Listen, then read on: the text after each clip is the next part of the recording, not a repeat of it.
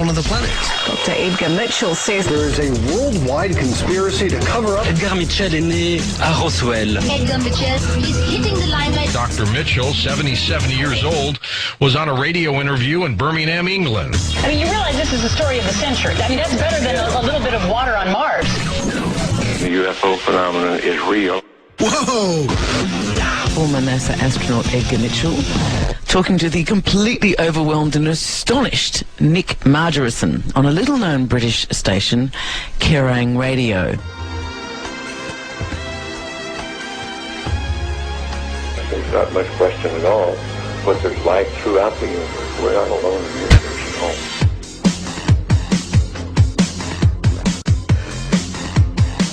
It is a real phenomenon.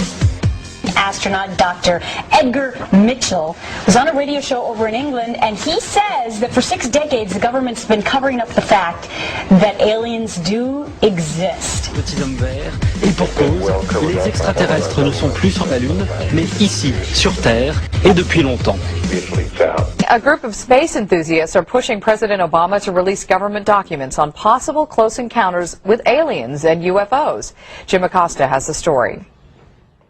To believers in UFOs, the truth isn't out there, it's in there. So they're calling on President Obama to end what they insist is a government cover-up of the existence of extraterrestrials. Will you release these records? Will you release all documents? Documents they claim exist and prove there is life in outer space. President Obama is awfully busy these days. I know he is. Do you think he has time for this? Well, I would say the fact that we are not alone in the universe is one of the more important aspects of our time. Former Apollo astronaut Edgar Mitchell, the 6th man to walk on the moon, told the National Press Club he's convinced. But there isn't convincing proof that's going to convince the entire world at this point. That is correct. That is what As for John Podesta, he's still sticking to his belief that the government knows more than it's telling about UFOs. He released a statement saying the government should open the files and the American people can handle the truth. For years, the U.S. government has had a standing policy. It would neither confirm nor deny the existence of UFOs. Their non-cooperation has been interpreted by many ufologists as evidence of a government conspiracy to cover up UFO sightings. Now, Sightings has uncovered information that provides another explanation for their silence. Many UFO sightings may actually be top-secret military aircraft the government doesn't want you to know about. When I first saw the UFO, it was directly overhead, moving incredibly slowly. The shape of it was half a triangle. And all of a sudden, over the hill, this enormous pattern of lights emerges. I was just in awe of what I'd seen because I didn't know what it was and I'd never seen anything like it. Holy cow! There's no question that there have been sightings by military devices in space. And that gets us right to the UFO question. Are we dealing with a cosmic Watergate? Which I maintain that we are. What the hell was that? I don't know. It was neat. It was like leaving stuff behind it, wasn't it? For the past 25 years, the United States government, especially the Air Force, has been telling us these things don't exist. I feel that there's been so much controversy about cover-ups and UFO phenomena and everything that goes on, and I think that someone needs to point out that a lot of it is just hogwash. If anybody says the United States government is not withholding information about flying saucers, simply isn't telling the truth, or they're totally ignorant one way or the other. Our most recent investigation has concentrated on a series of sightings in the western United States. Sightings has learned that many UFOs spotted in California and Nevada may actually be highly classified military experiments called black projects. Sources familiar with these black projects, many of whom wish to remain anonymous, have told us that the military is now experimenting with aerospace technology beyond our wildest dreams. The objects we're talking about are zipping around and doing hard angled turns, acute angled turns. In order to do that, it must be controlling gravity. And therefore, what you're talking about is a spacecraft, not an aircraft. I think you have to be careful not to confuse what's mysterious with what is virtually supernatural. Certainly some of these things are going to look very strange. They're very unlike aircraft with which people are familiar. Well, certainly the history of the flying saucer phenomena suggests that in the past, classified programs resulted in a lot of reports of flying saucers. And if you see all of the instances where conventional aircraft have been misinterpreted as flying saucers, it's quite easy to understand how unconventional aircraft could receive a similar misinterpretation. In the Nevada desert, we have things that would make George Lucas envious. We have things out there that are literally out of this world.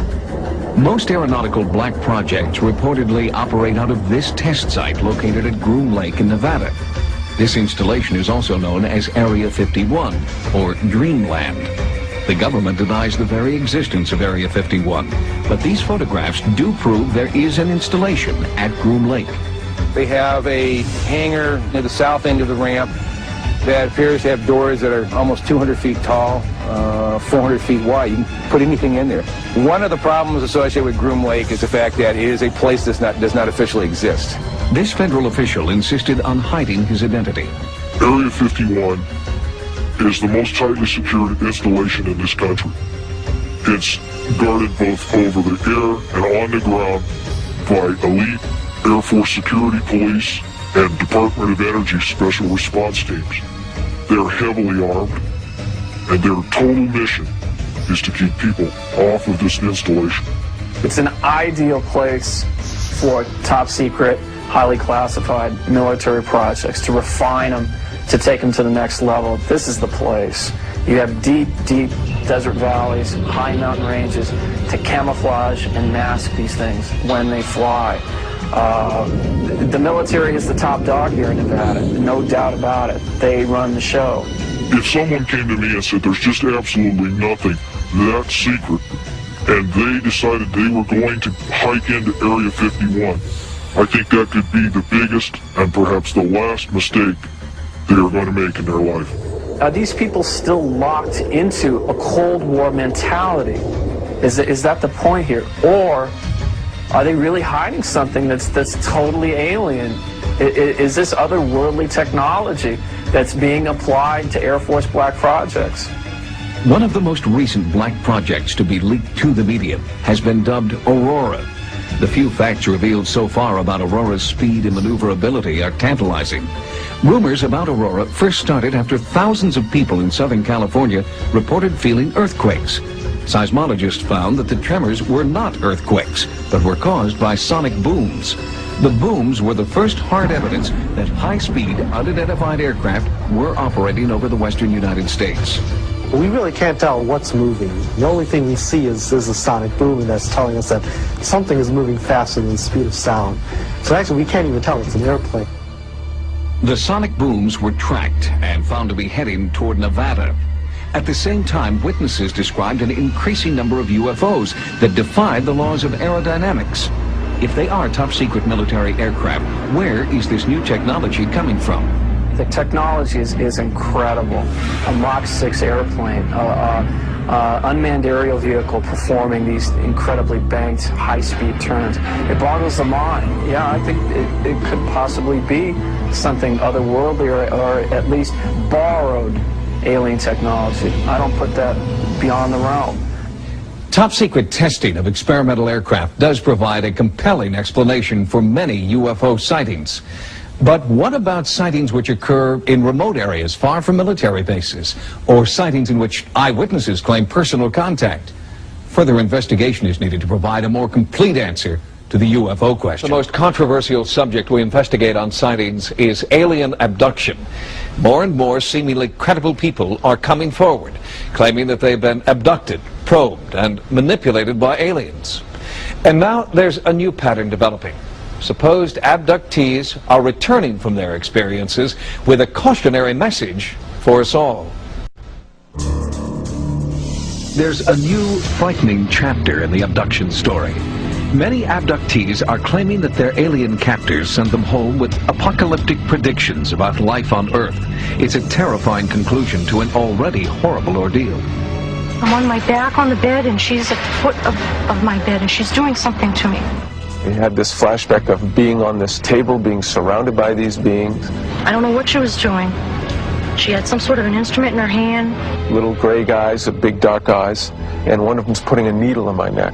Until recently, the story would end there. But now abductees are returning with more than horror stories. They feel they are intergalactic messengers who must deliver dire predictions. This new mission intrigues Harvard professor John Mack. This Pulitzer Prize-winning psychiatrist at Cambridge Hospital is now treating people he calls experiencers. In his new book, Abduction, Mack presents 13 case histories. I thought this is crazy. I mean, I thought this is not possible. I'd seen many, many cases and worked for 2 years before I said, look, there's a mystery here. I can't explain this. There's something like what they're saying seems to be happening to them. You actually have seen them in your room in bright sun daylight. What did you see? Currently working with over 100 patients, Dr. Mack's clinical approach gives abductees a chance to talk openly about their experiences.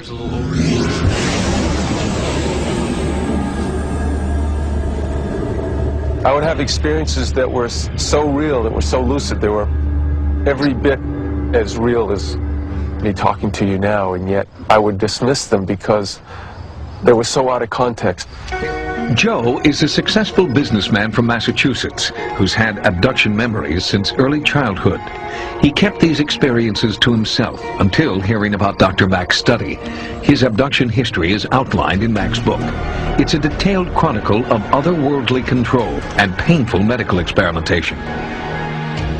They put something up my nose, and it was very disarming, and yet there's that sense of almost a split self, because there's a part of me that's terrified and doesn't understand, and yet there's this other part of me that they've already explained the procedure to and why. Over time, Joe's abduction experiences have changed. In an extraterrestrial version of the Stockholm Syndrome, he has less fear and has begun identifying with his captors. Once they begin to come to terms with their terror of the trauma, the experience tends to transform. They feel they're somehow connected with these beings, and they experience the beings themselves as closer to the source, which is a term they use very often, or home. It was the most profound experience of my life. But that kind of profound transformation does not happen in every case. The first being that I ever saw consciously in my entire life was sitting right here. Diane, a software test engineer, is also a patient of Dr. Mack's. She's documenting her encounters with these watercolor pictures. This picture was in the fall of '92. It took place here in the house, and I woke up, started to pivot around, found I couldn't move, and something released, and I said I could move. I scanned the room, just about to give up, and I see a small gray female being sitting there just waiting for me to spot her. And then she, I don't know whether she flew or what, but she sure came across the bed fast, right up to my face, and stared right like this. Although the experiences don't fit our notions of reality, there's no reason to believe that they're not telling the truth, or that something occurred to them that is real and they're telling it truthfully. To corroborate these personal beliefs, Dr. Mack searches for parallels among abduction stories. The most common thread, and ironically the most extraordinary, involves reproductive experiments. Sperm samples taken from the men by a cup put over the penis, some kind of vibratory energy that causes an ejaculation. Eggs taken from the women.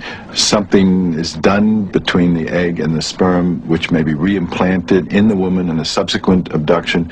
Then that will be taken, the fetus will be taken from them at a later time. That's their experience. I flew out the window like a sucking, vacuumed out feeling with all the air pushed out of me. I ended up on a craft, laying down on a table, and next thing I know, I see a child. One of those ugly little gray things is holding a child up, and I said, no, that didn't come out of me. At the end of that experience, I blacked out and came to standing on this platform, and I was not home anymore. I was somewhere else. I don't know where this was. I felt like I was on a ship. the emotion is so appropriate to a real experience. Dreams don't operate like that. Fantasy isn't like that. Trauma displaced from some of the sources isn't like that. It isn't just a traumatic story. It's a complicated, consistent narrative that operates clinically altogether like a real experience. The complicated, consistent narrative Dr. Mack's patients describe always has a beginning, middle, and most recently, the same exact ending. Before they are returned home, the abductees are warned about an impending apocalypse, unless all people on Earth drastically change their way of thinking.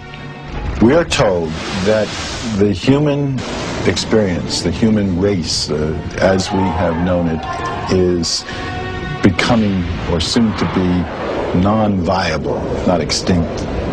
It can't survive. My own sense of it, and this is like purely speculative, is that we are also being given a choice to change our ways. In other words, we were here to shepherd or steward the earth, be responsible for a higher consciousness, and what we've become so far from the Creator, so distant from the source, that we have treated the earth like it was our property. And we are apparently a malignancy at a cosmic level now. The message is, wake up, grow up. The sandbox that you're littering is not your own. That you are not alone. That you don't need to feel the sense of isolation and separation that you have felt. That you're part of a bigger community. According to a recent Roper poll, 1 in 50 American adults exhibits at least 4 out of the 5 most common symptoms reported by alien abductees. That's a staggering statistic, because it seems to indicate that 2% of our adult population is experiencing something for which no one has a conclusive explanation. The variety of witnesses of UFOs is endless. They include military personnel from the Air Force, Navy, and Marine Corps, radar specialists, aeronautical engineers, airport traffic controllers, astronomers, FBI agents, state, county, and city police, pilots and crews from American, United, Eastern, Pan American, Northwest, Western, and TWA were also on the list of witnesses. Millions in the United Kingdom, France, Australia, South America, Mexico, and other nations around the world have seen UFOs. For 18 years, the late Dr. J. Allen Hynek headed up the Air Force investigation into UFOs, called Project Blue Book, and was acknowledged to be the world's foremost authority on UFOs. After amassing a computer bank of over 63,000 sightings, he states, "The UFO phenomenon is truly a phenomenon of our times. It is an extremely puzzling one and calls forth a wide spectrum of opinions. No matter what one may think about UFOs, no matter what one may believe about them, whether it is all nonsense or whether they represent something very, very real, 3 facts stand out, 3 facts which no one can deny. The first is that UFO reports exist. Secondly, that UFO reports come from all over the world. And the third is that many are made by highly responsible people, often scientifically trained. We scientists have no positive proof yet of the origin or even of the reality of these strange reported craft, but we do know that the reports themselves are very real. To find the answer to this magnificent scientific puzzle, the UFO phenomenon, we need to approach it with a truly open mind so we can explore all possible avenues of explanation." One of the greatest waves of UFO sightings in modern history came in 1965, with more than 500 cases reported during the summer months alone. One such case was near Ann Arbor, Michigan, where 50 people and 12 police officers in 3 counties reported having seen objects flashing across the pre-dawn skies. That evening, 87 female students at Hillsdale College near Ann Arbor watched an object flying around and flashing bright lights for a period of about 4 hours. Life magazine said, "Call them what you will. Flying saucers, unidentified flying objects, or optical illusions, they are back again and seen by more people than ever before." Last week, the manifestation seemed almost to have reached the proportions of an invasion. On the evening of October 25th, 1973, a young Pennsylvania farmer, Stephen Pulaski, and at least 15 other witnesses saw a bright object hovering over a field near them. Stephen grabbed his rifle and went to investigate. It was then that he noticed something walking along by the fence. They were hairy and long-armed, with greenish-yellow eyes, and a smell like burning rubber was present. Stephen sensed that these creatures were not friendly and fired a tracer bullet over their heads. And when they kept on coming, he fired directly at one of them. The creatures then all disappeared into the woods, and the glowing object disappeared from the field instantaneously. UFO researchers as well as a state trooper were called in to investigate. When they arrived, the people there told them that Stephen had been growling like an animal and flailing his arms. His own dog ran toward him, and Stephen attacked the dog. Stephen then collapsed, and after a time began to come to his senses. The entire group commented on the nauseating, sulfur-like odor that was present. The Amityville Horror was based on a factual account of what happened to a family in Amityville, New York. An irritating and nauseating odor seemed to accompany the presence of the ghost or spirit entity that entered there from time to time. Whitley Strieber wrote of his abduction experiences in his book, Communion. He said he could smell their presence and that it smelled like sulfur.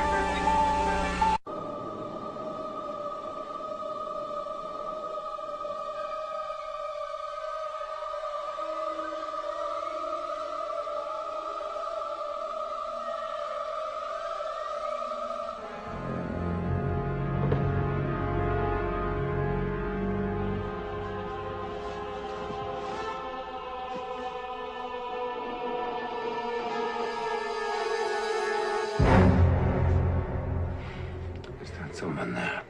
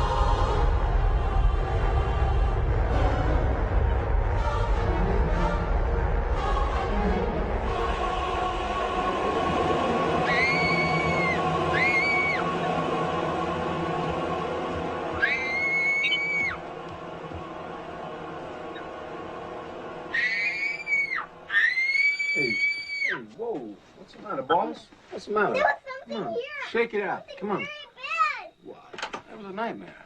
What are you talking about? No, Dad. Huh? That was a nightmare. They had me, Dad. Nightmares do that, you know, sometimes. I mean, if it didn't do that, then it wouldn't be a nightmare, you know what I mean? I mean, you know, what On October 11th, 1973, Charles Hickson and Calvin Parker were fishing when a strange craft descended and hovered near them. Parker passed out, and Hickson was paralyzed, but was able to continue observing what was happening. Two entities then emerged from the craft and picked Hickson up by his arms and carried him inside the ship, where he was thoroughly examined. He was then taken back to where they had been fishing on the riverbank. When the two fishermen went to the sheriff's office to report their story, they were interrogated and then left alone in a room with a hidden microphone. The recording of their conversation revealed that both men were quite frightened by their experience. The emotional trauma had been so great to Parker that after Hickson left the room, he began to pray. Ultimately, he suffered a nervous breakdown as a result of his experience. In the spring of 1959, UFOs brought panic to Soviet radar and Air Force personnel by hovering and circling for more than 24 hours above Sverdlovsk, headquarters of a tactical missile command. Red fighter pilots were ordered airborne to chase the UFOs away, but later reported that the alien objects easily outmaneuvered their jets and zigzagged to avoid their machine gun fire. The Russian spacecraft Salyut-6 returned to Earth in 1978 after 96 days in orbit. They told of a formation of UFOs which trailed them closely for 3 complete orbits around the globe. One of their cameras captured 20 minutes of incredible motion picture footage of this encounter. According to a previous mutual agreement, the Russians forwarded copies of the film to the United States to be analyzed. Unofficial statements from NASA state that it is the best motion picture footage ever filmed of UFOs. The foremost Russian authority on UFOs, Dr. Felix Zeigel, contends that UFOs may have frightened, harassed, and possibly even killed Russian cosmonauts on their missions. A top scientist, Dr. Leo Sprinkle, conducted a 5-year study of 82 persons who reported UFO experiences. Most of them were able to relive the experience through hypnosis, and all suffered severe psychological disturbances afterwards. They claimed to have been taken inside spaceships and examined by humanoids who communicated telepathic messages to them. In his book Secrets of the UFOs, ufologist Don Elkins made the following observation.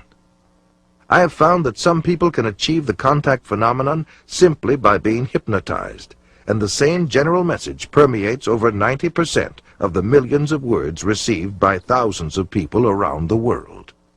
No one knows what hypnosis is. No one knows what goes on in the mind. It's an altered state of consciousness like yogis and witch doctors have been practicing. It loosens the normal connection between your spirit and your brain, and of course if the hypnotist can control you, make all kinds of suggestions, make you think things are happening that are not happening, make you think you have powers that you don't, experiences that you haven't, even implant memories. Other beings, if there are other minds out there, they could also do the same thing.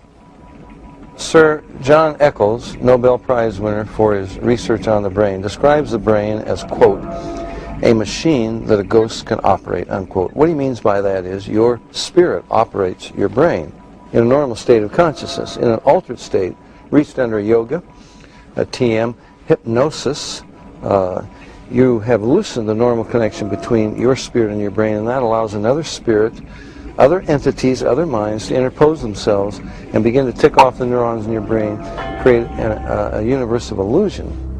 I believe that it's demonic. I think all of the evidence indicates this. Some people claim that by allowing themselves to be put into an hypnotic trance, they are acting as a channeling device in which the extraterrestrial being speaks through them. The following is an actual sampling of those messages. We come from the Interplanetary Confederation of Solar Systems, and our purpose is to aid our brother man on the planet Earth as the new age dawns. The teacher that was known to you as Jesus was able to use many more of the abilities than the people of this planet. Unfortunately, man upon planet Earth has misinterpreted the meaning of this man's life. He was no different from any of you. He was simply able to remember certain principles. These principles may be realized by anyone at any time. It is only necessary that you avail yourself to our contact through meditation in order to begin to re-realize that which is rightfully yours, the truth of the creation and the truth of your position in it. Know ye not that ye are gods? We have been puzzled at times by the inability of the people in general of this planet to be awakened to this simple truth. We find that the state of hypnosis brought about by the evolution of thought of the people of this planet is so great that it is necessary for him to maintain a constant awareness of his spiritual nature with meditation. Man is now in the transitional period before the dawn of a new age. With peace, love, brotherhood, and understanding on man's part, he will see a great new era begin to dawn. UFO researcher John Weldon then offers this question.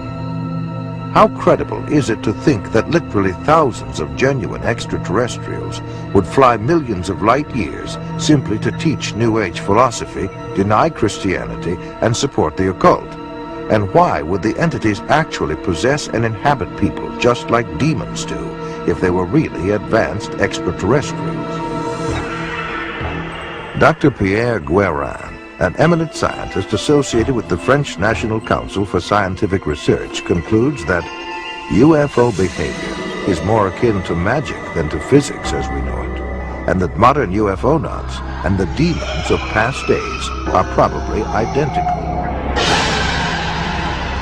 The word demon in Greek comes from the root meaning knowledge or intelligence, implying that demons have access to knowledge and information denied to ordinary mortals. After what happened to me, the communion experiences, I decided that that might be a good idea to accept the idea of the devil just in case that's what I saw. If you look closely at the life of the world, you see the workings of evil in the world. There seems to be a sort of machinery behind it that is far beyond just the accident of human life. You can literally hypnotize a person, tell them that there's a cat in their lap, they will see it, they will hear it, purr, they will pet it and feel it. It's not physically there.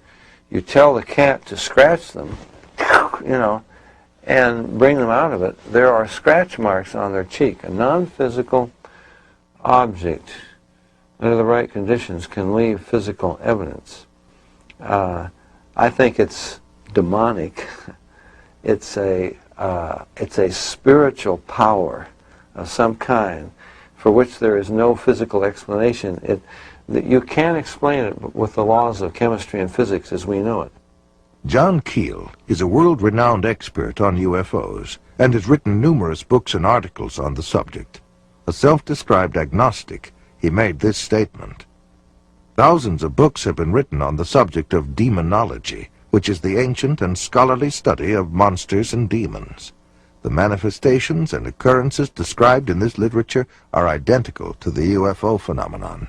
Victims of demonic possession suffer from the same medical and emotional symptoms as the UFO contactees. I would say I was assaulted by something from the unknown rather than possessed by it.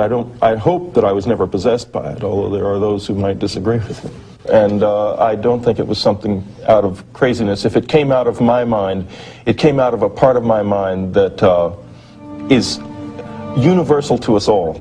Like Stryper, there are thousands of others who have also sensed something evil and demonic. Something is here, probing people, inspecting them, planting thoughts in their minds, and manipulating their bodies. I do know from different things that is still occurring within my body that I'm still being visited.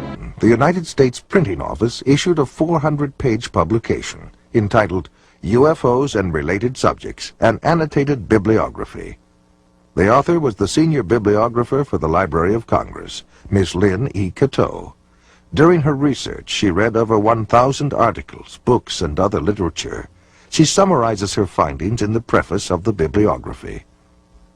A large part of the available UFO literature is closely linked with mysticism and the metaphysical. It deals with subjects like mental telepathy, automatic writing, and invisible entities, as well as phenomenon like poltergeist manifestations and possession. Many of the UFO reports now being published in the popular press recount alleged incidents that are strikingly similar to demonic possession and psychic phenomenon that have long been known to theologians and parapsychologists. This document was compiled for the United States Air Force and is now in the Library of Congress. Dr. Jacques Vallée has addressed the United Nations on UFOs and was the model for Lacombe in Steven Spielberg's Close Encounters of the Third Kind. He is the author of 8 books on UFOs and has been widely recognized as the premier investigating scientist in the realm of UFO research. In his book, Messengers of Deception, Vallée says, an impressive parallel can be made between UFO occupants and the popular conception of demons. And in his book, Confrontations, he writes, the medical examinations to which abductees are said to be subjected, often accompanied by sadistic sexual manipulation, is reminiscent of the medieval tales of encounters with demons.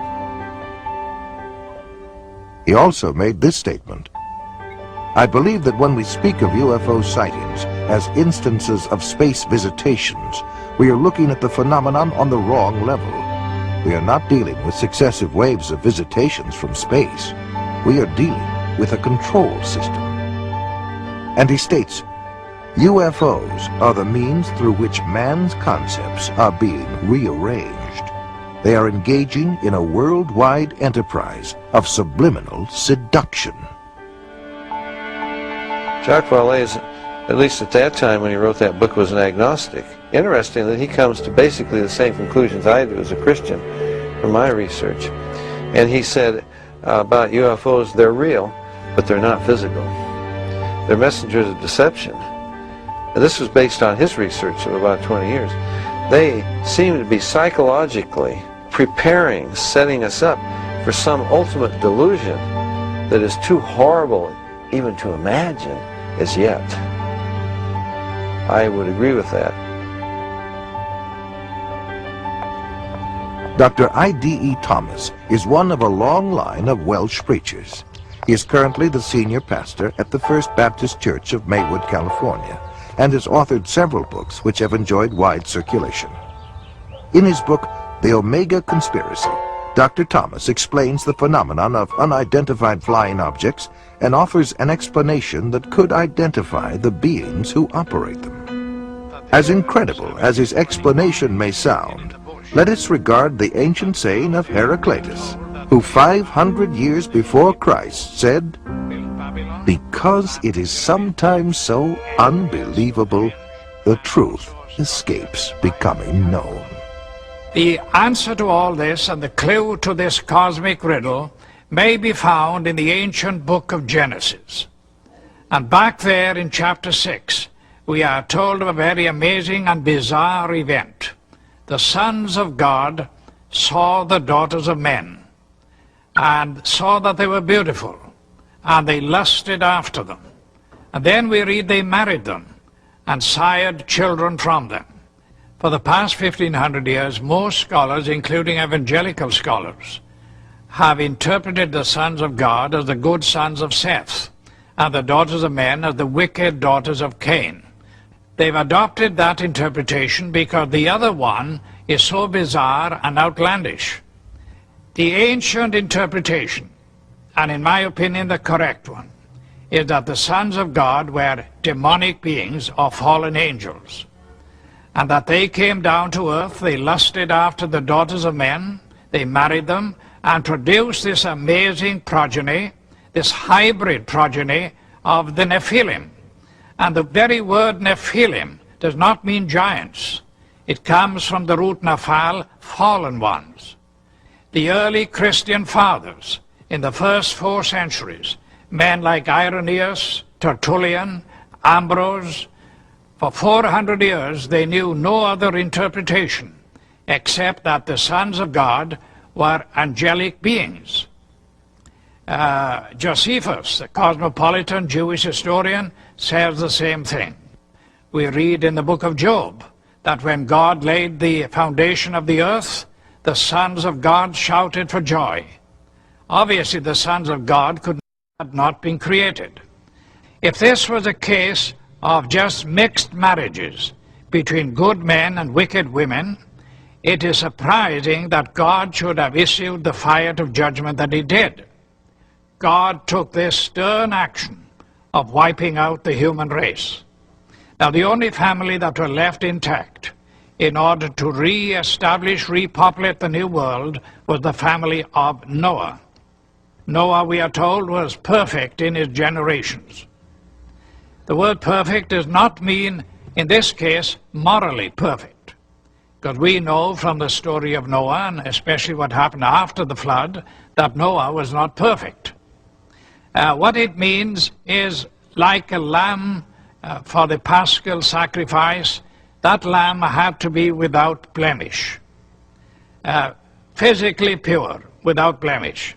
So it seems was the case of Noah, the only family that remained uncontaminated from these strange beings that appeared from space. The only line that was pure and clean from God's standpoint to start a new world and a new civilization. Jesus said, as in the days of Noah, so in the days of the coming of the Son of Man. Of all the patriarchs and prophets of the Old Testament, the key to prophecy above all others is Noah. And something happened in the days of Noah that was a distinctive characteristic of Noah's time that didn't happen before or after. Wars and famines and pestilences and natural disasters have always happened. But something happened in the days of Noah, and the most sinister and bizarre of all the things that happened was this intermarriage between the angelic race and the human race. And of course the mastermind behind it all was another angel, a fallen angel, Lucifer. Now we believe that as they came in those days, we may very well be on the edge of another invasion from outer space, that Satan will once again make another attempt, maybe the final assault on the human race, in order to wean men and women away from the worship of God. He has tried before, he will inevitably try again. And by seducing the human race, by sending these so-called entities from space, demonic beings, he will try to get people all over the world to worship him and to deprive God of the worship that is due to him. Fortunately, we know what the end result is going to be. But this final or omega assault that will come at the end of time may trigger the coming back of Jesus Christ to rescue his own. Satan has failed before, and the Bible predicts he will fail again. No wonder New Yorkers looked up and said, you'd be saying, oh my God, too, if you saw this shot in the sports section with the understated caption, under ominous skies. Ominous. Shots came in from Harlem. Shots came in from Chelsea. Remind you of anything? The aliens' arrival in the movie Independence Day. At least New Yorkers didn't crash. They didn't flee. They did what any red-blooded New Yorker would do. They made home videos. Yeah, you know, I gotta say, I don't think I've ever seen anything like that.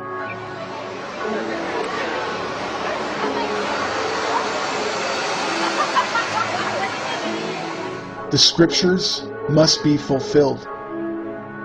And that means the prince of the power of the air will be cast down from heaven and will attempt to once and for all wrestle away control of the world from God and take it for his own wretched use.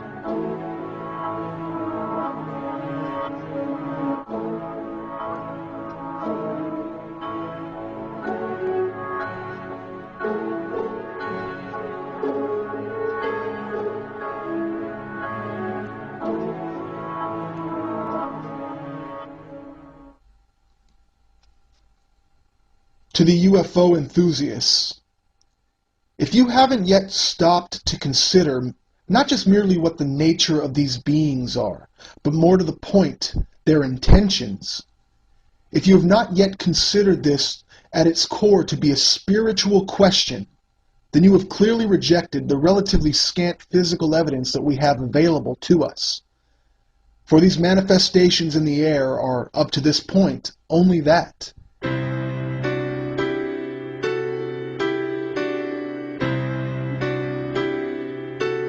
Pope Benedict recently came out to assure all Catholics that it's okay to believe in space aliens, and they would be our, quote, brothers.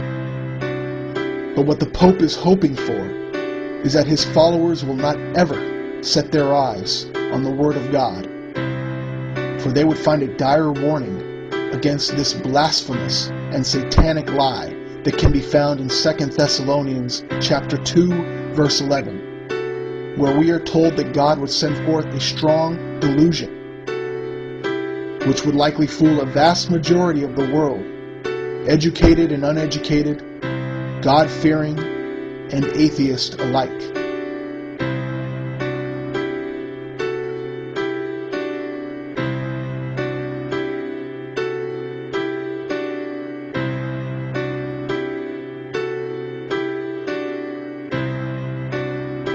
My friends throughout the world, first I must thank the leaders of each of your countries who have graciously and in the interests of peace turned over all their broadcasting facilities to us to help avoid confusion in this crisis. Your national leaders have suggested that a state of martial law will be most helpful at this time, and we agree. The visitors are not our friends. They've come to rape our planet and kill us. They are not who they appear to be.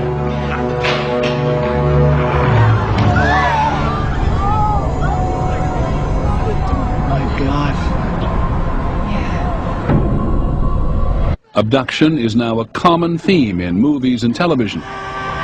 According to a Roper poll in 2002, 1 in 5 Americans believe that abductions have taken place. For the so-called abductees, the memories of what they say they have experienced are deeply traumatic. Between 6 and 8, I would assume. Okay. They're fairly intense, or? Yeah, they're very close together as well. Right, okay. 4 years ago, Kelly Carr was a mother and housewife with no interest in spaceships or aliens. Now she's using technology to reconstruct images of her own encounter. It does give the idea of the lights there, but, you know, the brightness of the light, it gives a good impression, except that the colour doesn't seem right. Kelly's account starts in August 1993. My husband and I were driving up to my girlfriend's place in Monbulk, which is in the Dandenong Mountains. We were driving on Belgrave Hallam Road, and it was just on dusk. I saw what I thought was round orange lights in the field. It looked unusual to me. Later that night, retracing their route home, Kelly noticed something else unusual. It's about a kilometre or so in front of us, about twice the height of the treetops. We could see this object, which at first I thought was a blimp. It had the shape of a blimp, but it was light. As we got closer to it, the light seemed to sort of separate, and it was actually these a row of round lights, and they were orange. It appeared like there was silhouettes standing in these round orange circles, like people, but you could only see the black outline. Well, I just said to my husband, look, there's people in there. And the minute I said that, it shot off to the left of us. Within 1 or 2 seconds, it was gone completely. About a kilometre or two further down the road, as we kept driving, I came across what, at least what I thought, was a screen or a wall of light across the road. My heart started racing and the adrenaline was sort of pumping through my body, and I'm thinking, we've just seen this back down there, we're in for, you know, a close encounter. Then the next instant, nothing. We seem to have actually covered a fair distance that I don't even remember covering. It might have been possibly close to a kilometre, but I don't remember actually travelling. There was no light, there was nothing blocking the road. Kelly says it wasn't until weeks later she remembered actually getting out of the car that night. And I saw that there was another car that had pulled up 100 metres down the road. Then I walked around the front of the car to where my husband was standing on the other side, and we started walking across the road together. As we were walking across the road, I looked down and I saw that the other people were getting out the car and starting to walk as well. So I was quite happy that there was other people there who were seeing the same thing that we were. And we walked up along here to where the fence is. Right out in front of us is this huge craft. I was totally awestruck, you know, it was science fiction coming to life. There wasn't any fear then, it was just all total awe. We stood here, I guess side by side, my husband and I, for about 30 to 45 seconds. Then this tall dark being just appeared in front of the craft, and he was followed by about another 7 or 8 that appeared straight behind him. I felt this energy go through me.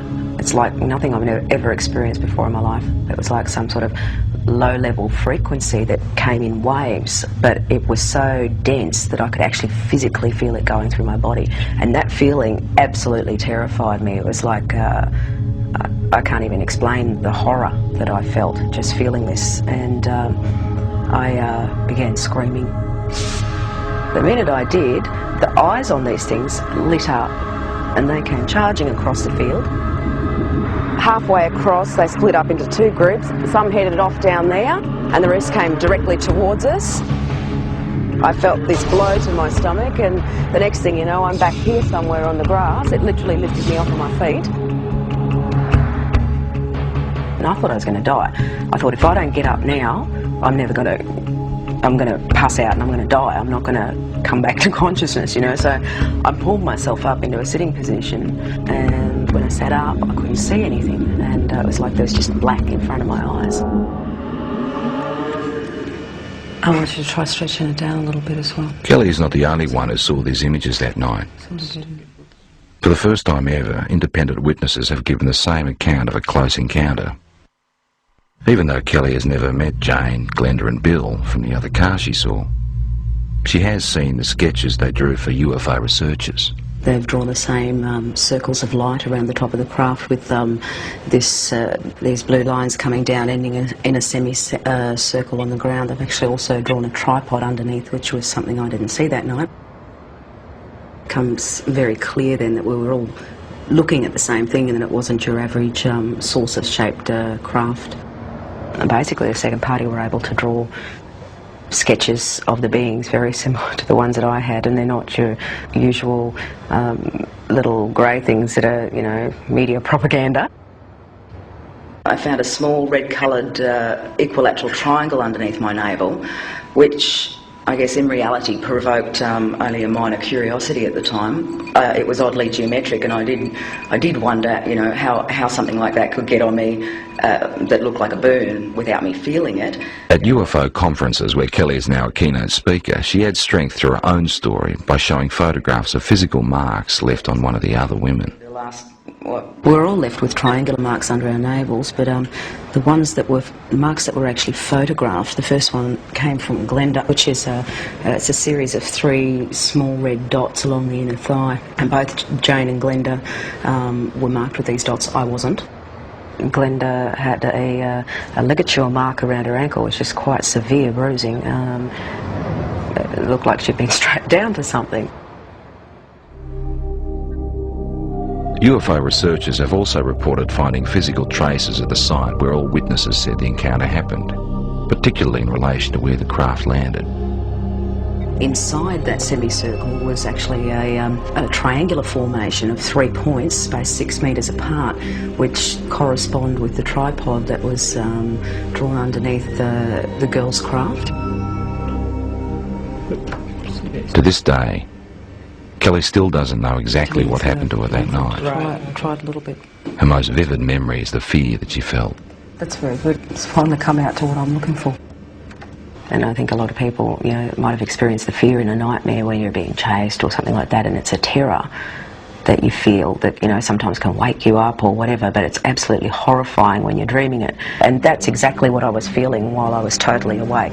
That sort of terror, actually having to feel it while you're conscious and physically awake and feel it as a reality, is like a living nightmare, like a nightmare who comes to life.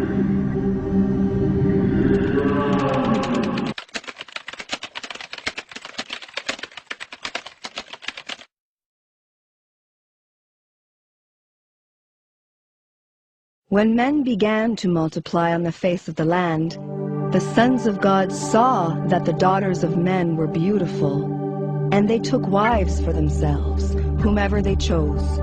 Genesis 6:1 and 2. There certainly have been sightings in ancient that may be embraced by ancient mythology.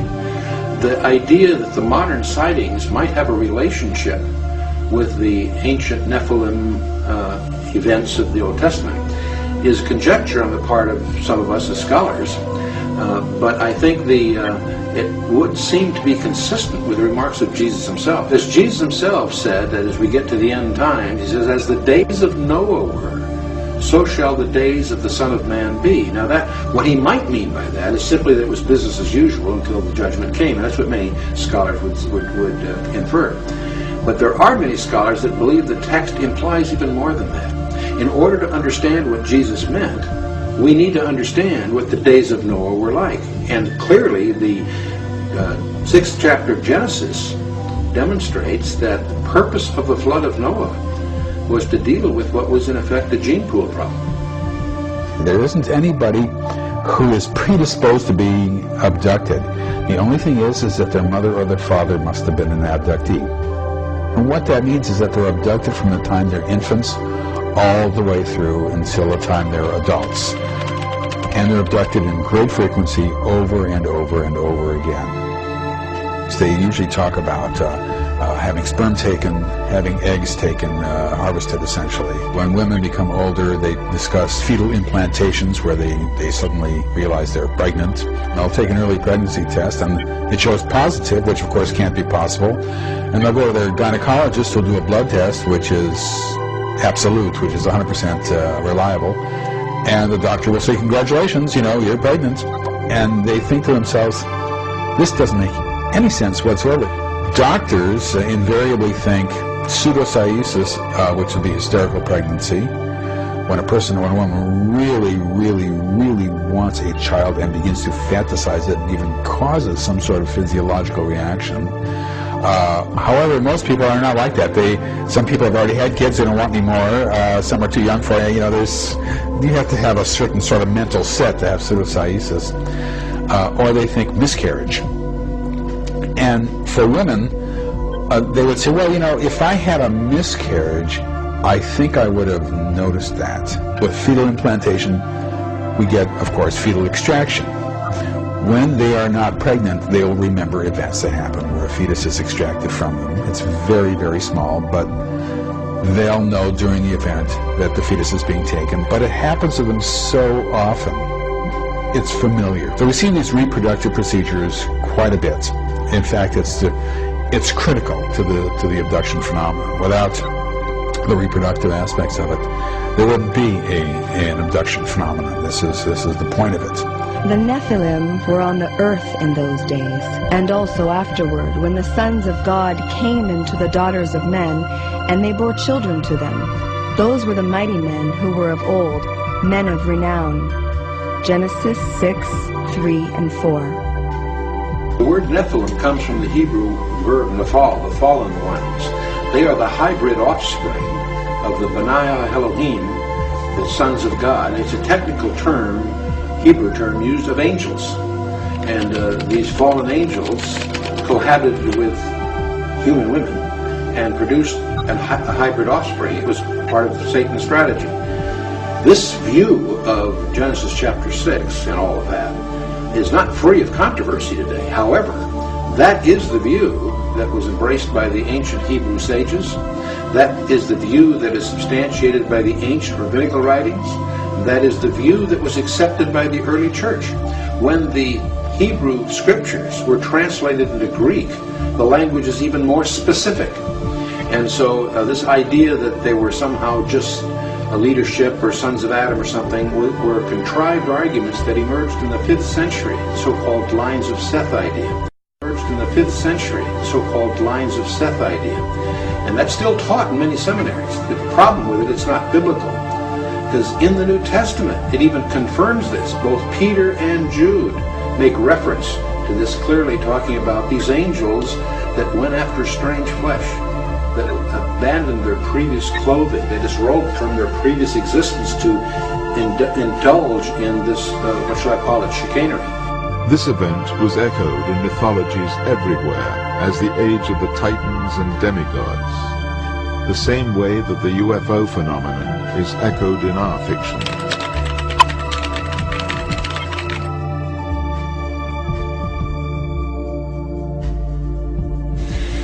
When we study the passage in Genesis 6, we'll notice that one of the distinctives of Noah was that his genealogy was unblemished. And the Hebrew word there is tamim, which is used of physical defects. In other words, one of the reasons that Noah was picked, probably many, but one was that one of his distinctives was that his genealogy wasn't contaminated by these goings-on. It would appear that the strategy of Satan was to introduce this as a means of corrupting the human line to preclude God's plan of redemption through the Messiah, which had to be a kinsman of Adam. The parable of Jesus that I count as foundational for Satan and evil is the one where Jesus says the kingdom of heaven is like a man who owned a field and sowed good seed in it, had his servants go sow good seed in it, and then by night an enemy came and sowed weeds in the field and then went away.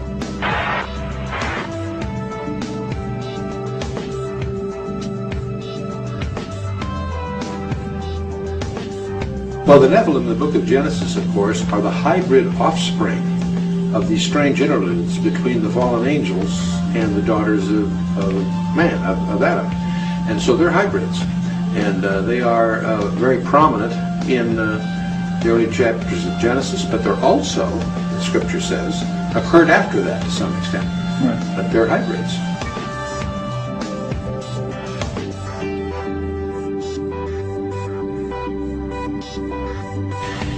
As we study the passages in the Bible that describe what we call the end times, it's interesting that one of the characteristics that shows up in Daniel 2 is that it says they will mingle themselves with the seed of men. The prophetic dream of Nebuchadnezzar gives us an astonishing detail concerning end times. Scripture indicates that the last government of earth will be a hybrid government, iron mixed with clay. And where you saw iron mixed with miry clay, they shall mingle themselves with the seed of men, but they shall not adhere to one another, even as iron is not mixed with clay. Daniel 2:43. Now, in order for them to mingle with the seed of men, the they have to be something other than the seed of men. So it's just a hint, but it's a profound hint that somehow in the end times there's going to be again some kind of commingling, some kind of intrusion into the genetic DNA makeup of people that's going to be a contaminant that will be part of the end times. And that's why there's so much scholastic interest in this UFO business, in the abduction narratives and reports, and we may very well be being plunged into a period of time about which the Bible says more than it does about any other period of time in history, including the time of the Gospels, when Jesus walked the shores of Galilee. When people are abducted, as part of the procedures, they will sometimes be taken into a room and they will see containers. And in each container there's liquid, and in the middle of the liquid there's a tiny fetus floating. Later they'll be shown babies. Small, odd-looking babies, as they will report. Their babies don't look right. Physically, they're phlegmatic. They look like they're sick. They're not bouncing babies that are grasping and gurgling. They're silent. They almost look like they're half dead. They also have unusual features. People say they look like they're sort of half human, half alien. They're odd-looking, yet they look sort of human. My colleague Bart Hopkins says that they called them hybrids originally, and that's a name that's stuck. they then will have to hold the baby, have some sort of physical contact with the baby, put their hand on the baby's stomach, hold the baby close to their skin. There must be skin-on-skin contact. Oftentimes, when the baby's a little bit older, they're required to feed the baby. Sometimes they'll be brought into a room, this is now men and women, where there will be what looks like 2-year-olds, 3-year-olds, 1.5-year-olds walking around. And they are required to play with them, have contact with them, and we see these toddlers when they're 4 years old, 5, 7 years old, 9 years old. They're already children, young children at that point.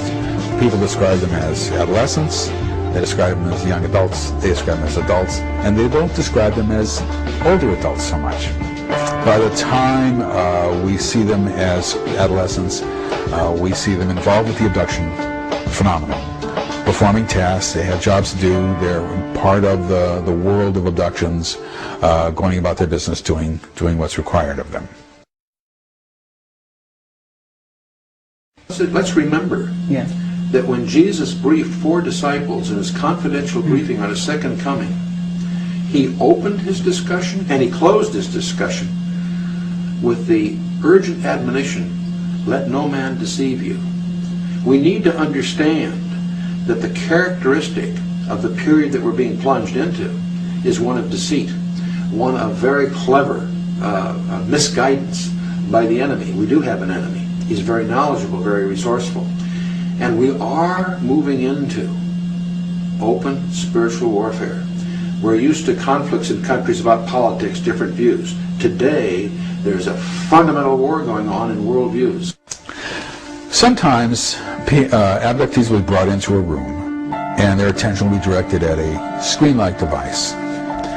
And the person will hear a voice in their minds saying, can you tell the difference between us and you? Now, depending on who the person is, they will say, what do you mean the difference between us and you? Everybody is the same. And they'll hear in their head, see? Isn't that wonderful? Isn't that beautiful? Pretty soon in the future, we will all be together. You won't be able to tell the difference, and it will be wonderful. Some will be able to tell the difference. Some would say, well, yes, this one here looks like you, and this one here looks like us. At that point, they will say, well, you know, there will be a difference, but we will all be together, and you're one of the lucky ones. You can tell the difference. Most people won't be able to. The key fact here is that they're all saying, in the future we'll all be together.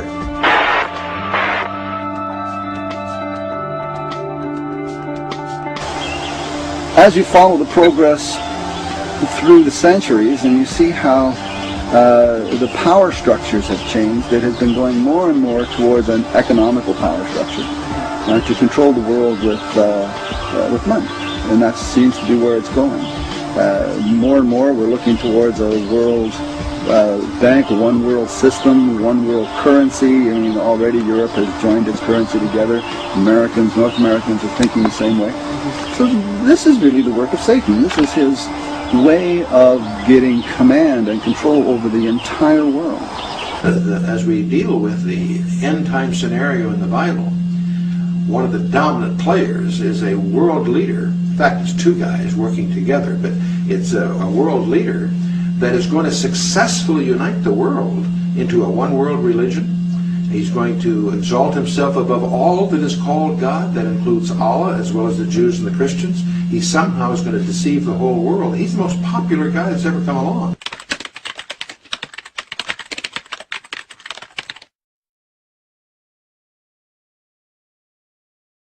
There are experts that have studied the scripture that believe that he could very well have an alien connection or even be one himself.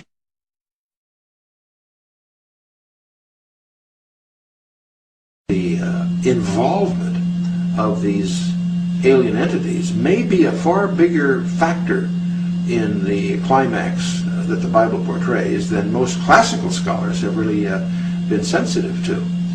7, go ahead. Yes, sir. I don't know what it was, but it just overflew like a couple of 100 feet above us. Like I don't know if it was a rocket or whatever, but incredibly fast, opposite direction. In the opposite direction? For sure, and the time was, what, 2107. It was too fast to be an airplane. Okay, thank you. Houston 986 Boston Center. Center maintain flight level 18. Okay, thank you. Houston 986 Boston Center. Center maintain flight level 180. Down to 180, yes sir. 986. Houston 986. You see anything like a missile in your area, perhaps off to your right? Take a good look, but I don't think, if it's going that fast, I probably won't get a chance. We just saw Swift go by a little bit.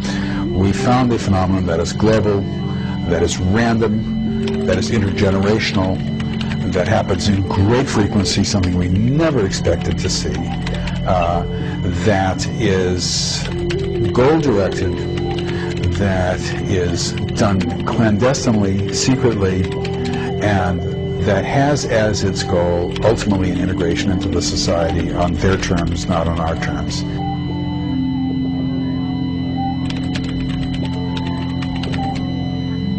And I think that there's not a lot we can do about it, unfortunately.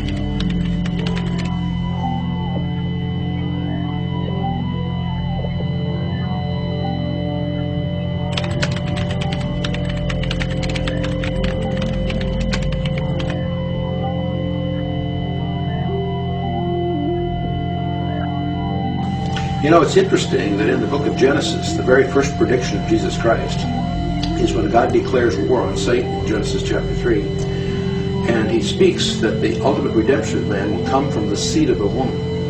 And there's even a hint of the virgin birth. But that phrase is actually a contradiction in biology as well as grammar, but that's the term used. But most people overlook in that very verse, he also speaks of the seed of the serpent. And so it's clear that Satan has a role in this final climax that we're all heading to.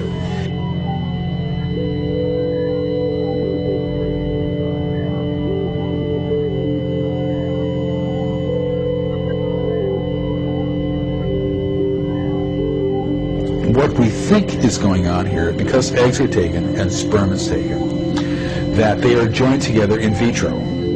They are joined together outside, and at that point, either DNA is added or the fertilized egg is altered in some way. And when that happens, we posited that you're going to get a bell-shaped curve, that some are going to look really alien, some are going to look really human, and most are going to be in the middle. What we've also learned is that what they then do is take the DNA from one of these hybrid children and inject that into the embryo, and then you get a skewed bell-shaped curve where some of them look alien, a lot look in the middle, and a lot more look a lot more human. Then you take DNA from that generation and do the same thing, and you keep doing it over and over and over again until pretty soon you get hybrids that look very human. There's slight differences, but very human. And that is in fact what we have been seeing, much to our amazement and chagrin. But in contrast to stories from the ancient world which produced giants, sexual contact between aliens and humans is absent. Perhaps this time a different strategy is at hand. I now believe that this is a kind of integration program into the society. As a program, it is being done for a reason. It is goal-directed. It had a beginning, a middle, and it's got an end. They are doing this for a reason. That's critically important to understand. Not only that, this is clandestine. It is secret, and it is secret for a reason. I've been involved with studying UFOs and abductions for over 40 years, and it was always kind of thrilling and exciting. Now it's depressing and fearful, and it's not something that I enjoy hearing. As an academic, you're required to examine that data to see whether it's true or not, and if it is true, to go where the evidence leads you, even though you might kick and scream while en route. And I have kicked and screamed en route. But as an honest academic, you're required to do that. And as a historian, you're required to do that especially. And that is where it has led me, and it has led me into areas that I don't want to go. Not only that, it's embarrassing to talk about this. I understand how completely insane it sounds. I am fully aware of my words, of what I'm saying, and the effect that this has on people. Oh, this is just nuts. And I understand that. But in order to be academically honest, I must say it nonetheless, even though it puts me in a very bad position. I just wish that other people in the scientific community would at least learn a methodology of studying this phenomenon. They haven't done that, and it's not going to happen, from what I can tell. I mean, I can't tell the future, but the chances of that happening are very remote now, because we have looked at every conceivable kind of psychological explanation, and none of them. Lo estamos viendo en el FLIR. Es un objeto luminoso. Lleva rumbo contrario a nosotros, pero no nos deja. Está 2 millas atrás de nosotros.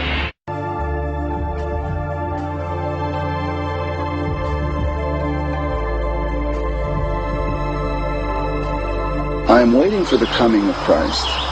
I believe he is coming in ships, right? And that he will come and collect us.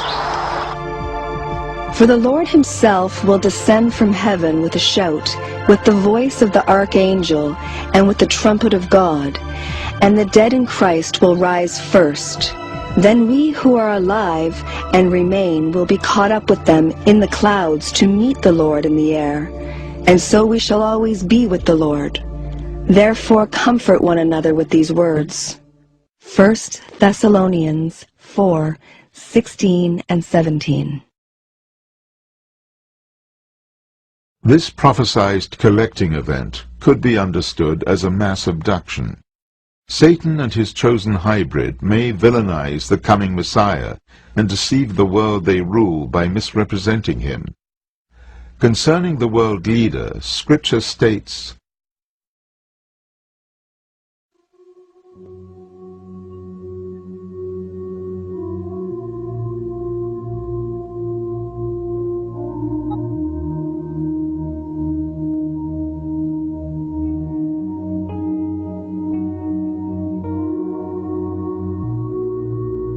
Some of the passages that puzzle me the most in the Scripture, it describes that the whole world is going to go to war against God. Now, I can understand the world rejecting God, I can understand the world not believing God, but somehow it's always been hard for me to visualize the world mustering its resources to go to war against God. And yet that's clearly what it says in Psalm 2 and a number of other places. But you know, suddenly I can begin to understand how this might happen, because there are many people that believe that there are already aliens among us conspiring with the government, whatever, and they visualize these as being the good guys. They're here to help us. They're here to give us advanced technology. There are people that really have this kind of attitude. One of the other procedures that people describe is a certain kind of staring procedure, where a person will say that they're being looked at, and I'll say, well, what do you mean being looked at? Do you mean they're just looking you over, you know? I'll say, no, he's looking at me very closely. And I say, well, where is he looking? Is he looking? These are purposely misleading questions. Is he looking at your abdomen? Is he looking at your stomach? Is he looking at your knees? You know, where's he looking? No, he's looking at my face. I say, well, is he looking at, you mean your chin? He's looking at your chin? No, he's looking at my eyes. And I'll say, well, how far away is he from you? Well, his forehead is touching mine. I'll say, well, can you close your eyes? No. Can you look away? No. And they're being stared at a distance of maybe 1 inch, 2 inches, sometimes forehead touching forehead. What this is some sort of neural engagement. And people can see and imagine things that are going on in their brain practically. They can almost understand which neurons are being innervated as they're hooking into the optic nerve and using that as a conduit to go into other neural pathways and innervate specific anatomical sites within the brain. People see images in their mind when this happens. They will see images of horrible events, catastrophic events happening, the Earth breaking in two, nuclear war, a meteor hitting. In this imaging that they're going through, they will have a job to do or tasks to do. Now, the reason I could think this is because there were other kind of neurological events that were happening to them that they kept describing these.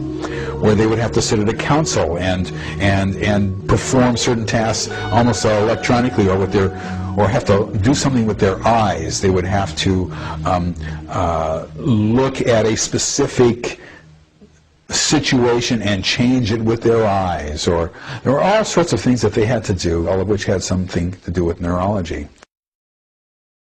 Their eyes, or there were all sorts of things that they had to do, all of which had something to do with neurology.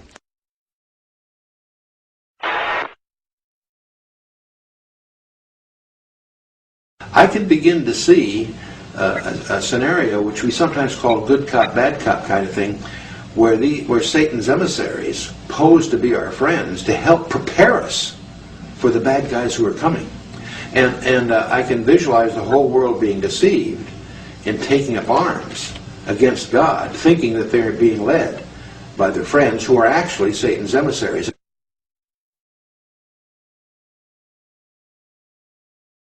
Eventually, they began to talk about how in the future they would have these certain tasks to perform, and they had to make sure that they performed these correctly. And we began to realize that from the time they were children all the way up through adults, they were being trained over and over again to obey eventually the signal when it was given for them to do certain tasks that they had to perform in the future. There are passages in the book of Revelation which describe spirits like frogs that lead the whole world to the battle of God Almighty. And I suddenly can, in my imagination at least, visualize a scenario where these beings, if they become prevalent enough and powerful enough and accepted enough by the culture, getting the culture to take up arms against the second coming of Christ. And that could be, the Bible also seems to be gray line, because the Scripture does say that God has set this one illusion, that they will believe the lie, not just a lie, not just a deceit. There's apparently a specific, gigantic deceit that's going to be involved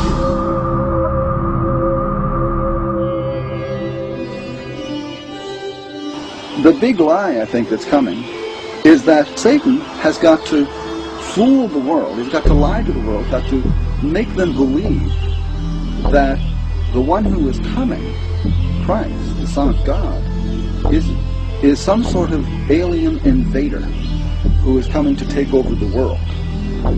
And so making him seem like an alien invader will make it very easy to get the armies of the world and the governments of the world in line to defend the world against such an invasion.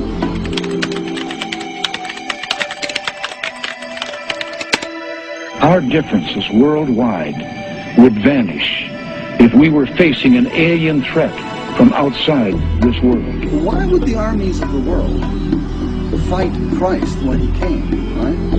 Well, they had to be, number one, fighting for Satan against Christ. Right? So Satan has got to fool the world, he's got to lie to the world, got to make them believe that the one who is coming, Christ, the Son of God, is some sort of alien invader who is coming to take over the world. And so making him seem like an alien invader will make it very easy to get the armies of the world and the governments of the world in line to defend the world against such an invasion. So this is one possibility, I think, that is coming. Clear, 7, go ahead. Approaching at 10 o'clock high. This is Houston. Say again, 7. We have approaching at 10 o'clock high. Roger.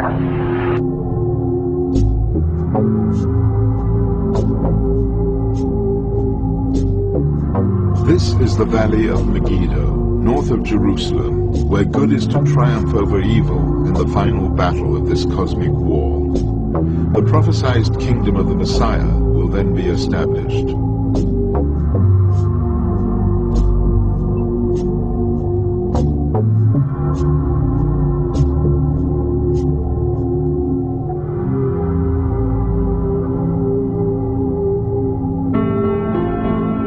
Every culture sees the same phenomenon through the filter of its own paradigm.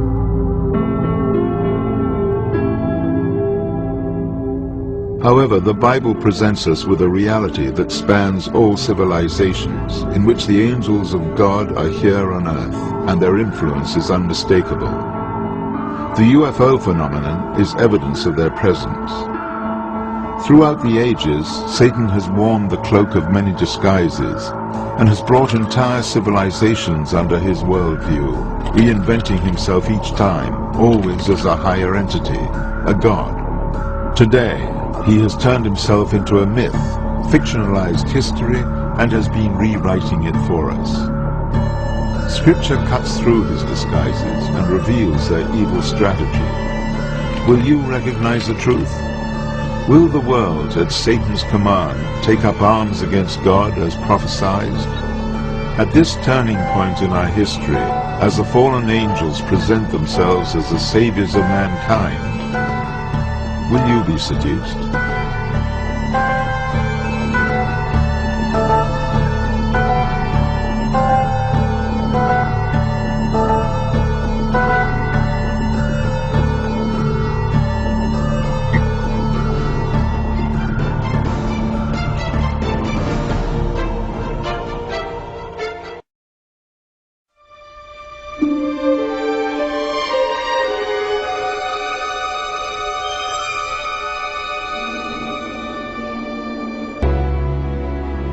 Next question is, when aliens interact with humans, they bring a message for mankind. Chuck Missler talks about in his book how whenever these guys show up, they don't have a cure for cancer, they can't solve all of these different problems with humanity, they don't bring superior scientific technology or anything. They want to talk about what?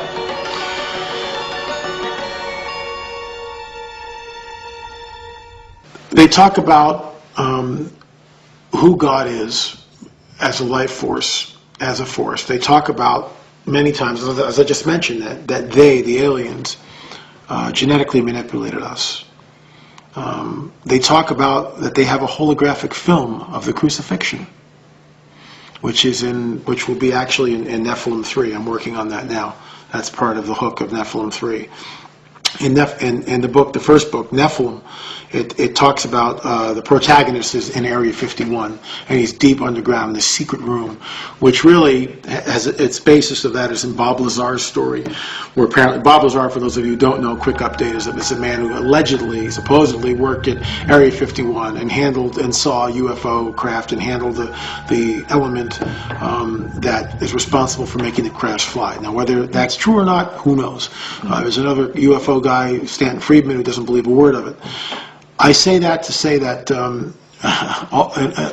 that he talked about, Bob Lazar talked about a room in which he would spend no more than 20 or 30 minutes, and in that room were a series of documents, and they were unlike anything he'd ever seen. They were almost like, as you turned the page, it would be like cellophane, but you would actually see three-dimensional pictures, and it was like it was the alien Bible. It was alien literature, talking about, they had pictures of like ancient civilizations and how they had come here and how they had genetically manipulated man and all this stuff. And it's always the same thing. Art McKenzie, the protagonist in Nephilim, poses the question to one of the skeptics in book 1 and says to him, I echo your words, why come a gazillion miles to tell us that Jesus really wasn't the Christ, and that he really wasn't the Son of God, and that the work of the cross was unnecessary, which is what they tell us? Why not give us the cure to cancer, or end world hunger, or start global peace, something, do something instructive? Why attack that? And, as all my research in the occult and in cults in general, there's always two trademarks of a cult, and one is they deny the deity of Christ, and the second one is they deny the work of the cross. Always. They always go after those two things. Well, he wasn't really God. He was just he was a good man. He was a guru. We genetically made him. He was a walk-in.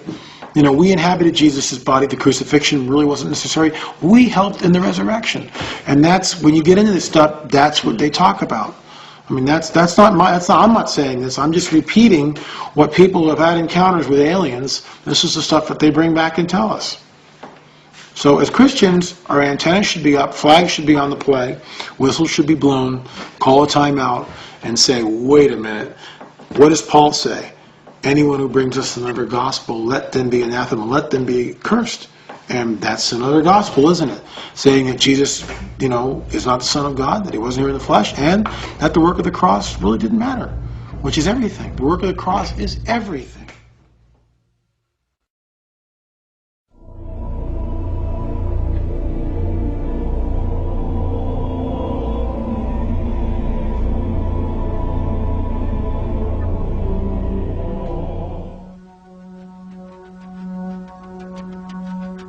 Now, incidentally, in the 1940s, when they conducted Gallup polls,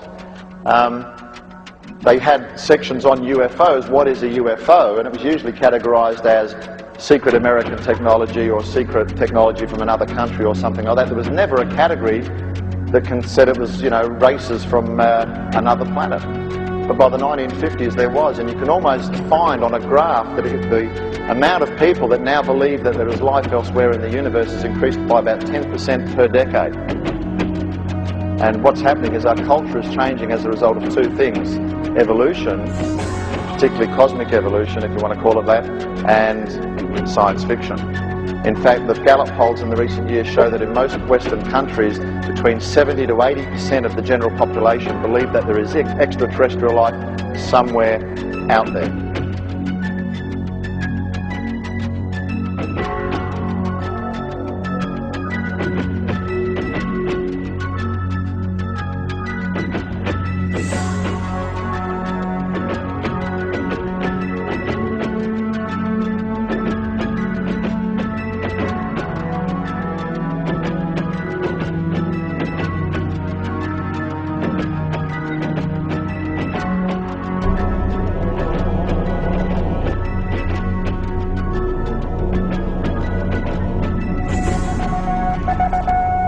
Headline edition, July 8, 1947. The Army Air Forces has announced that a flying disc has been found and is now in the possession of the Army. They looked something like a pie plate that was cut in half with a sort of a convex triangle in the rear. I think it's time to open the books on questions that have remained in the dark, on the question of government investigations of UFOs. It's time to find out what the truth really is that's out there. We ought to do it really because it's right. We ought to do it because the American people, quite frankly, can handle the truth. And we ought to do it because it's the law. Major sighting here. On the 13th of March. Weird happenings in the skies over Phoenix recently.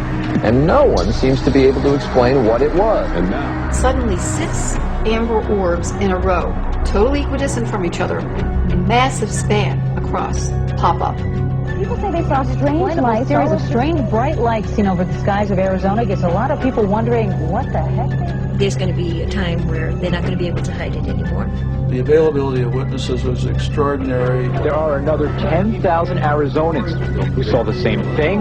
Eyewitnesses who saw it say it's like nothing they've ever seen before.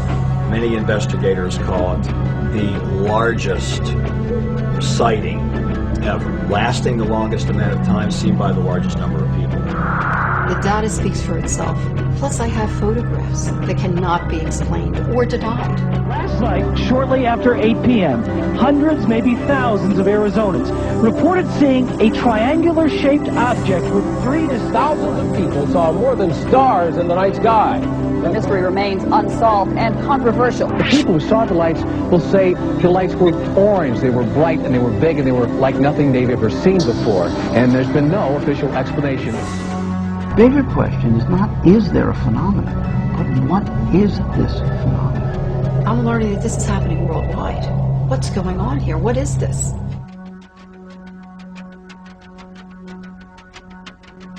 Mexican Air Force pilots capturing on videotape what are said to be 11, count them, 11 UFOs, unidentified flying objects. They are officially there. Bright objects, some sharp points of light moving quickly across the sky. The tape called historic by some. Members of the Mexican Defense Department saying it's the first time UFOs have had the backing of any country's armed forces. Now, a group of activists calling on the United States government to end what it says is an embargo on the truth about extraterrestrial life. What is that thing on your screen? With us now from Washington is Stephen Bassett, founder and executive director of the Extraterrestrial Phenomena Political Action Committee. Last time he was here, he was running for Congress, was unsuccessful in that venture. But I will ask you today, sir, the Mexican government, the Mexican military says, hey, we took these pictures, these are UFOs. What was that, you know? This is significant for two reasons, Shepard. One, this is released by the Defense Ministry of Mexico. This is a message being sent to the United States government that Mexico and many other governments are losing patience with our government's intransigence in ending this embargo. Other messages have been sent by France in 1999 with the Cometa report, and by the United Kingdom when they released a substantial number of documents regarding the Bentwaters case in 2000. Many countries know about the extraterrestrial presence, but they deferred to the United States with regard to the timing of when disclosure would take place, but they're simply losing patience. How do we know this, by the way? Well, we know it by paying attention. I've been following this now for 10 years. We call it the politics of disclosure, the disclosure process. Hundreds of government witnesses in this country have come forward, and other governments are putting pressure on our government. The media hasn't covered it thoroughly enough, Shepard. If it did, it would learn about some of the things I'm mentioning here, and also learn about thousands of other videos and photographs that have been taken over Mexico by Mexican citizens since 1991. There's absolutely no question about that, and his number, thousands, is accurate since 1991. Thousands of pictures and videotapes of discs, but never anything like this, taken by such sophisticated cameras on board military vehicles. Oh, there's been plenty of... But not as clear and widespread as this, and government confirmed in this way. I'm just saying that these are unusual in that Oh, no, way. it's happened many times before, but this is the first time it's been released. Believe me, there is evidence like this in the archives of every major first world government in the country, but they release this publicly in a news conference in Mexico City. That's the difference.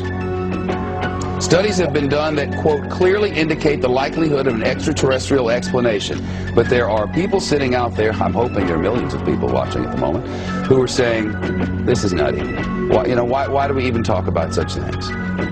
The polls show otherwise, Shepard. CNN, Time, Reuters polls, last 10 years, consistently, 50% of all Americans believe the extraterrestrial explanation accounts for these sightings. Up to as many as 90% of Americans believe the government is outright lying.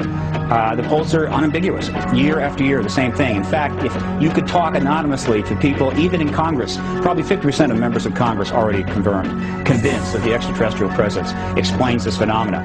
Disclosure is at hand. It is very close, and the American people need to prepare themselves very soon for an announcement from our government that there is, in fact, an extraterrestrial presence engaging this planet and the human race. All right, well, there you have it. Perhaps we need some outside universal threat.